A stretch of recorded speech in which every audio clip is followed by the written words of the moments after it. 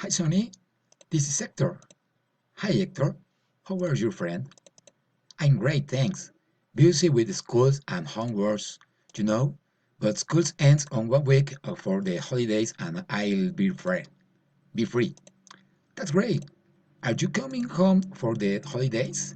Yes. I'll be there for a few days to see my family. That's great. Do you have any plans to do while you are in town? We're going to attend my cousin's wedding on the beach. It's this Saturday. It will be very fun. Oh, that sounds very exciting.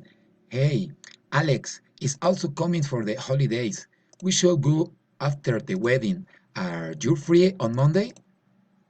I would love to, but I am kinda busy on the Monday. I have to help to my dad, but if we go the next day to the movies, I heard there's a new horror films that's very popular.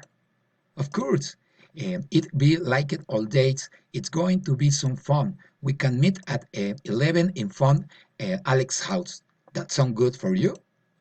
That sound great. Thanks. So that's the plans. I can't wait to see your guides again. See you soon, Dane. Take care.